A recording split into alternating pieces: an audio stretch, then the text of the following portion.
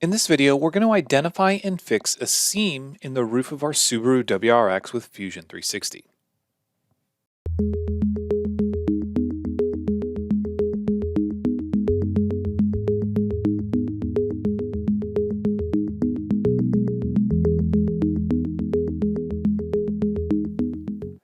Hey everyone, this is Matt with Learn Everything About Design, and in this video we're going to carry on with our Subaru WRX and we're going to talk about a seam that was created in the top or the roof of the car. When we take a look at this, we need to remember to go back and forth between box display using Alt and 1 and smooth display using Alt and 3. When we view this without the visible edges using Control or Command 4, we can see the shadowing producing a slight seam on the roof. Now, this happens whenever we have two edges that are extremely close together. And this is something we want to take a look at and figure out how to fix because it often happens when we begin adding additional detail to a design. You'll a lot of times see this happen on hoods, so you'll want to make sure that you rotate slowly and you'll want to view any issues that you might find on areas like the hood or the trunk. In this example, we're only going to be taking a look at the top of the car. So let's get started first by bringing our edges back using Control or Command and 6 on the keyboard. And then we want to take a look at how we can fix this. If we view this from the right side, you'll notice that the top of the roof looks relatively flat. If we go back to a box display, you can see that the edges that we have on the roof coming up from what's considered the B pillar get relatively narrow. So what we want to try to do is smooth this area out. This can often be a very difficult task because in reality, we want to simply just move things around. But that's not really how this process needs to work. So let's take a first shot and see if we can fix it using some standard tools. We're going to first go into Modify and we're going to take a look at Slide Edge. With Slide Edge, as soon as we make our edge selection and we begin to pull the edge out, you'll notice that it's moving relatively quick when our cursor moves to the left side. So what I'm going to do is I'm going to pull it out to the left a little bit and I'm going to say OK. I'm going to go back to my smooth display, which is the Alt 3, and then I want to use Control or Command 4. Then I want to rotate this around. When we do this, you'll notice that it looks like that edge is gone. However, in certain instances, we can see it appear. In order to take a look at this, let's turn on Analyze. And if we need to, we can expand Analyze and we can edit our curvature map, potentially by going to Principal Max and dragging the maximum limit up. We can see the red areas that we have here on the edges, and that's fine. If we go to Principal Minimum, we can see the green start to creep up, but it's not going across the middle of the hood. Now, the reason it's starting to creep up is because we only moved these edges here, and we didn't include the edges as they are actually closer to the B pillar. So if we use Alt and 1 and go back to that box display, and we cancel the edit of our analysis, let's go ahead and hide it as well. By only moving these edges and not including these, we still have a little bit of a seam that happens here. What we can do is we can try to fix that by manually moving some of these vertices. So because we have symmetry, we only have to do this on one side, but I'm going to go to Modify Edit Form, and I'm going to manually pull this back. But what I'm looking to do is I'm looking to create a gradual transition. I want to keep that consistent width here, but I want to create that gradual transition. When we do this, let's go ahead and navigate back to Smooth Display using Alt and 3. You can see that that automatically brings back our curvature map. And if I edit that curvature map, once again, I can go into Principal Minimum, and we can see that we got rid of it here, but it still shows up partway through the roof. And if we drag the limit up, you can see as we get that limit higher and higher, what we're actually seeing here is that the curvature is appearing in the middle, and then we have these sort of red bands. When we go to the Gaussian, we're not seeing that here, even though this is kicked all the way up. And even if we do the bands to sort of separate the curvature, we're not seeing that there. And if we do Principal Maximum, we're not seeing it there either. And even if we kick the maximum limit all the way up, we are seeing that nice transition that we would hope to see across the A and the C pillars, but we're not seeing anything across the roof. So far, everything looks okay.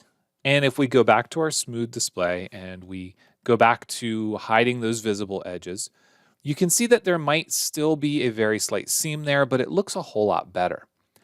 So if that doesn't fix the problem, what are some other things that we can do? Well, there are some additional tools under Modify. For example, Smooth. Smooth will allow us to make a couple selections.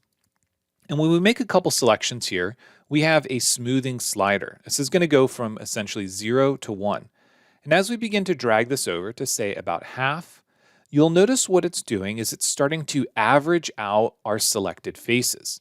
And if we continue this all the way up to 1, you can see that it's pulling these out. It's pulling these out, and it's doing essentially a scale or a shrink on here.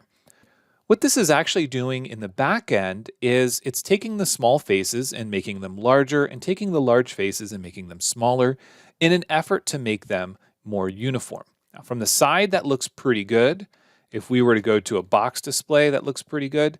However, these front edges, we don't really want to pull those back.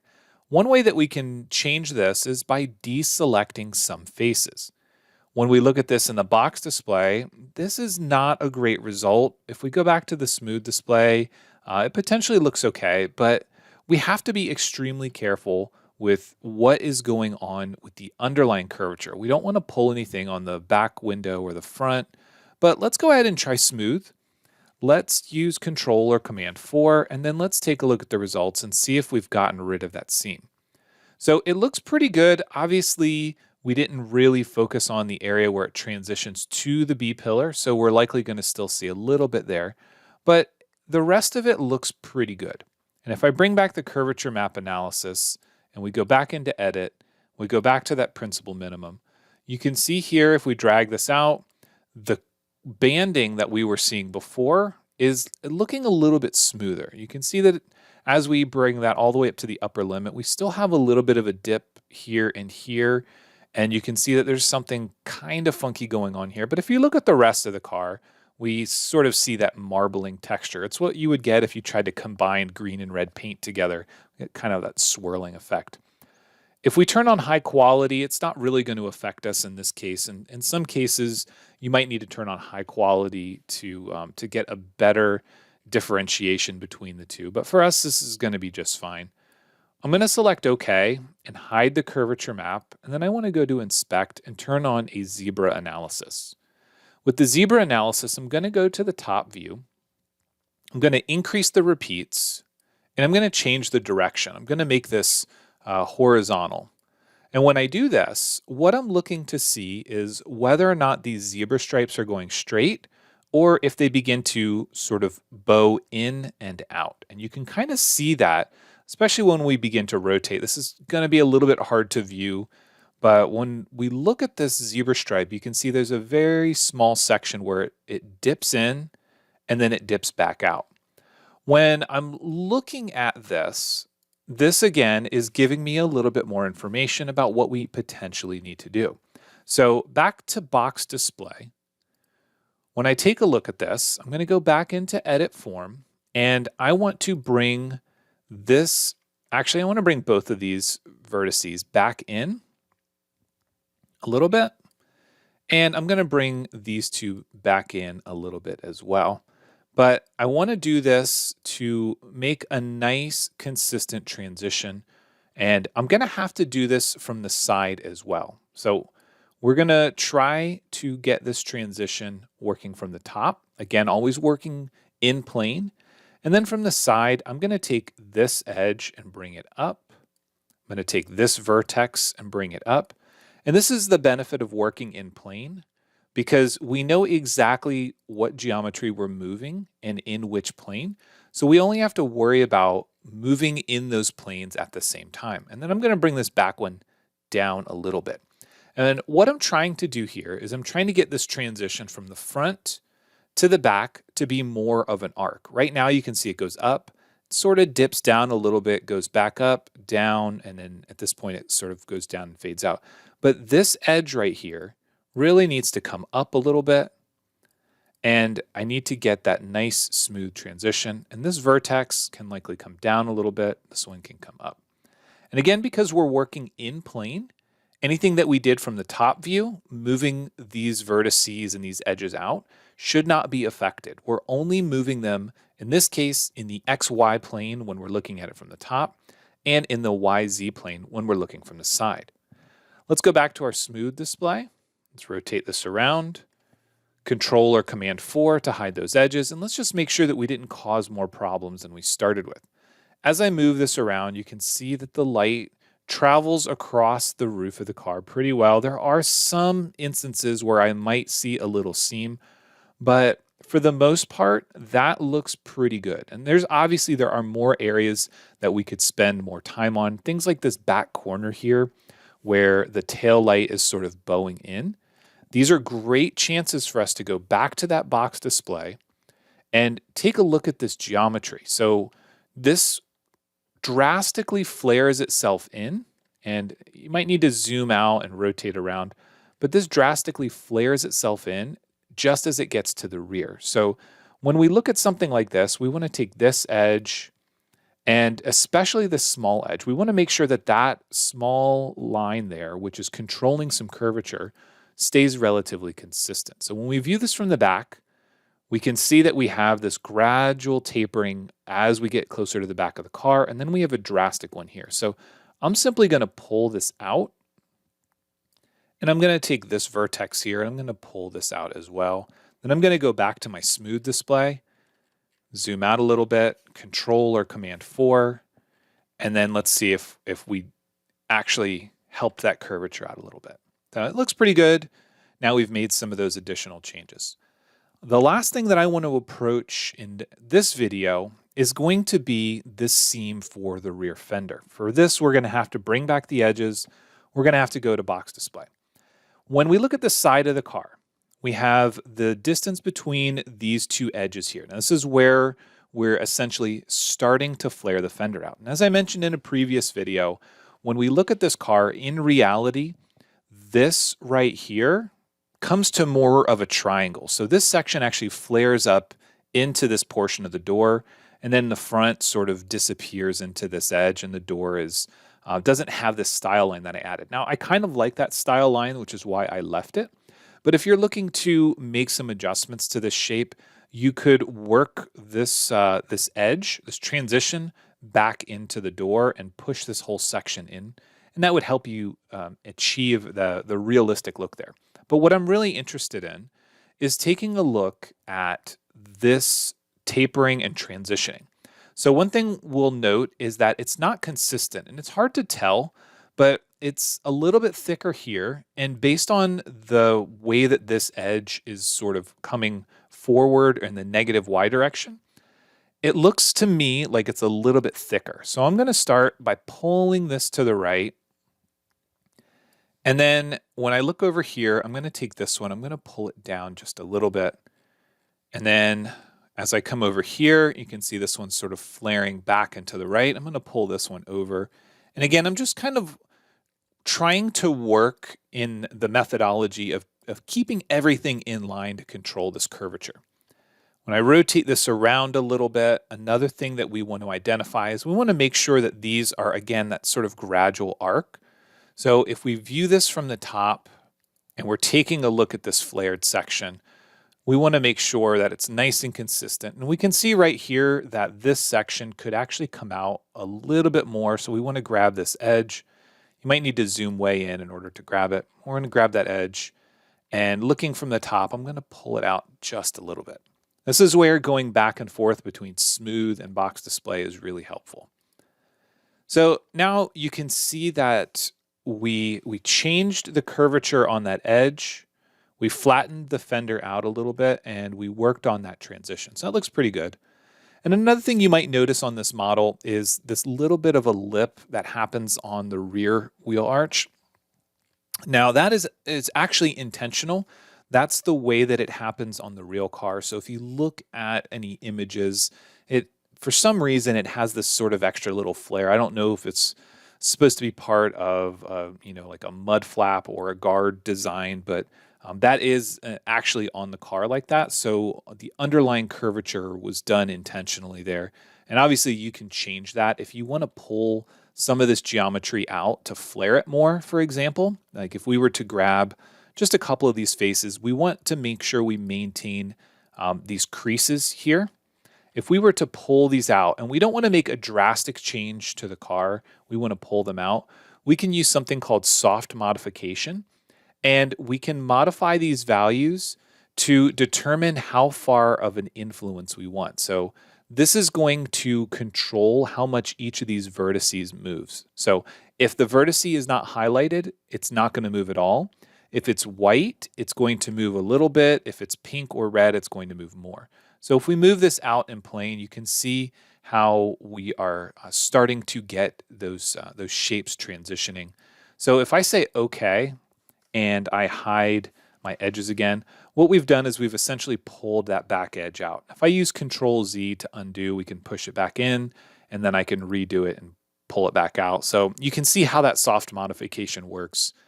But at this point, we have attacked just a couple of areas. Obviously, we haven't gone over everything, but we worked on getting the roof a little bit better, this tail light a little bit better, and then working on the seam.